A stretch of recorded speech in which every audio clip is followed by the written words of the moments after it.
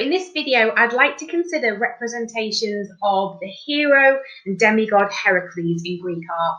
And as you can see from the images on this screen, there's going to be plenty of examples on our syllabus for us to get stuck into. So the first thing that I want us to consider is, what does Herakles look like in art? What are his attributes and how do we recognize him? Well, Greek artists do this very successfully using a number of different traits. So first of all, Herakles is known for being a strong man and for his strength and muscly body, and that is often represented in art very well. So, for example, if we look at the image in the middle of the screen at the moment, this is Herakles feasting in the presence of Athena. And we previously studied this vase as an individual video, so you'll remember that on the other side we've got a very, very similar scene with the god Dionysus feasting in the presence of the same goddess. However, if you compare their anatomy, Dionysus is much more smooth, underdeveloped, youthful in terms of his body, whereas Herakles, we can see here, is incredibly muscular with the strong biceps, the pectorals, and every muscle outlined for us. And that strength really comes across in other artworks as well. For example, if you have a look at him fighting Antaeus, the famous giant from Libya and son of the earth goddess Gaia, he is able to lift the giant off the ground as part of this wrestling match. Similarly, if you look at him fighting the Amazons in the image on the left of the screen, you can see the strength in his legs, and you can also see the very defined abdominals and iliac crest, the cuirass aesthetique, with him fighting the Amazons on the Bassae frieze at the bottom left. So anatomy and overdeveloped anatomy is one of the ways in which we recognise Herakles when compared to other heroes and demigods. He also has, of course, famous objects that go with him too. So you can see in the vase by Euphronius, where he's fighting the Amazons, he's holding his club. But most commonly we see him with his lion skin. He's wearing it when he's fighting the Amazons. He's got it on his head in the image on the right, which is Herakles from the east pediment of the Temple of Thera Egina. This is his expedition against King Laomedon of Troy. Even when he's fighting the giant Antaeus, if you look behind the woman to the left of that vase, you can just about make out the lion skin is hanging over the club. So Greek artists very successfully represent Herakles using attributes and make sure he is identifiable to the audience by way of them.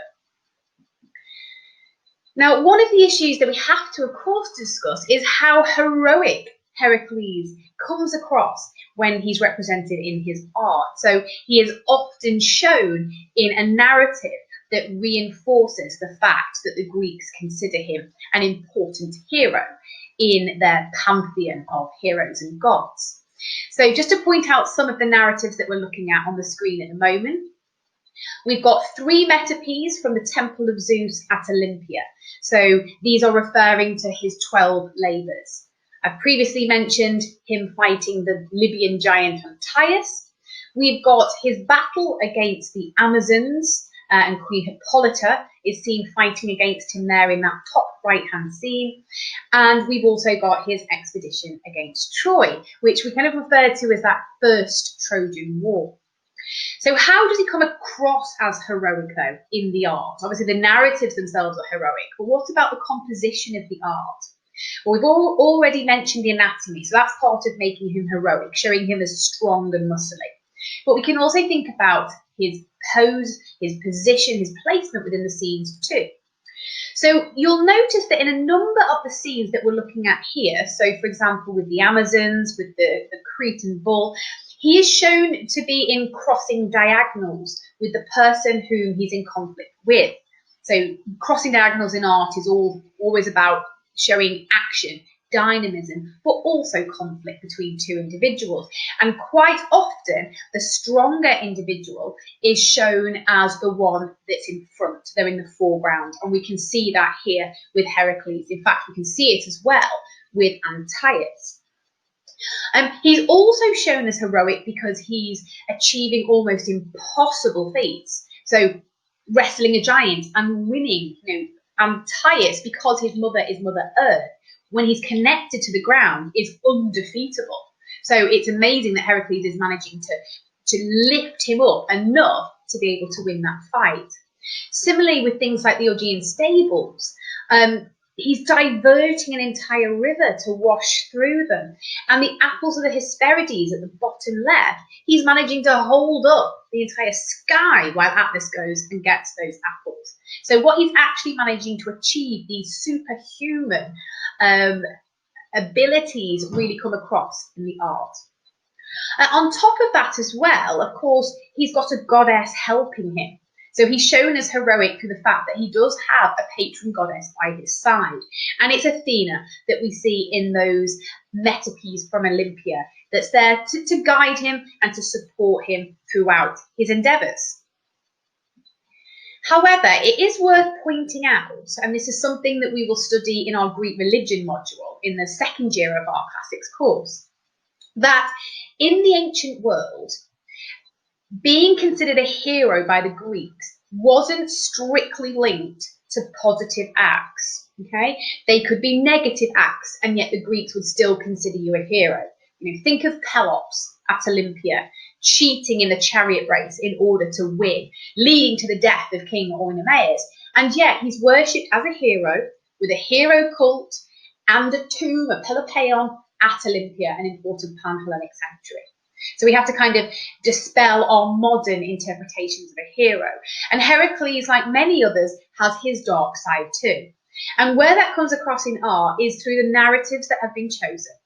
So if we think about it for a moment, the scene on the right, the first Trojan expedition, he's gone to get revenge on King Laomedon because King Laomedon did not give Herakles the payment he was promised for helping rid Troy of the sea monsters.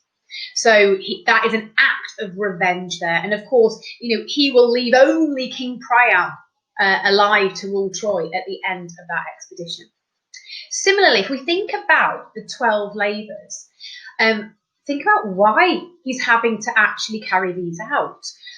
Yes, it's down to Hera, but he still went mad and killed his wife, his children, creating a miasma or pollution about himself, which he then had to go and rid himself of, having consulted the Delphic oracle and being sold into slavery with King Eurystheus of Tiryns in order to appease for his crimes. So there's always that darker side. And you can take this even further, not just the examples on our syllabus, but if you start looking into other stories linked to Herakles, you'll see quite often his anger, the seeking revenge element, even killing people that have been considered a Xenia guest at one point. If you think about Iphitus's bow in the Odyssey and how Herakles is connected to all of that. So do consider both the positive connotations of being a hero in the ancient world, but the fact that they don't gloss over his dark side either.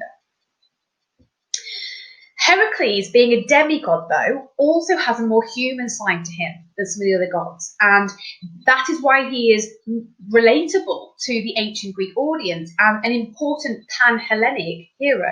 So he's not a hero that's only worshipped at specific local sites or even polis sites. He is considered a hero to all of the Greeks and beyond the Greek world as well. So how is that human side brought out in art? Well, for a start, in the metopes from Olympia, he's shown to age. So I've given you on that top left what he looks like in the first labour, the Nemean lion labour. He's got no beard. He looks youthful. But by the time we get to, say, the apple of the Hesperides on the right-hand side, he's matured and he has grown a beard. So he is shown to age in a human way over the course of the metopes. He's also shown to struggle and to get tired. I mean, look at him after killing the Nemean lion. He looks exhausted. He's wearily resting his head on his hands. And so we get that idea that this has actually taken something out of him. It's been difficult for him to achieve these. We also see Herakles getting amused and having kind of human emotions in his encounter with the Kerkopes. After he's strung them up, And the story from Diodorus Siculus is that they laugh at his hairy bottom from this vantage point. He joins in and laughs too, and they all find it very funny, and he ends up releasing them. So we see that kind of human aspect to him there too, in how he reacts to humour and situations. And finally, we see Herakles in downtime with Athena. He's very much in a symposium pose there. He's reclining on his left arm. He's holding a cantharos, and you can see there's a table of delicacies, of wine, and food that he's waiting to enjoy. So Herakles is considered by the Greeks as both a god and a hero. Those two things can go together in the Greek world, and art also shows that as well. Finally, I want to think about appropriate scholarship for Herakles. What could we use to talk about him? And in fact, I'm just going to move myself across here so that I don't cover up any of the words for you. So we've got Robin Osborne. He talks about the fact that Herakles is looking right out at you from the Kokopes metope, and says that this emphasizes the temple as the place where men came face to face with heroes and gods.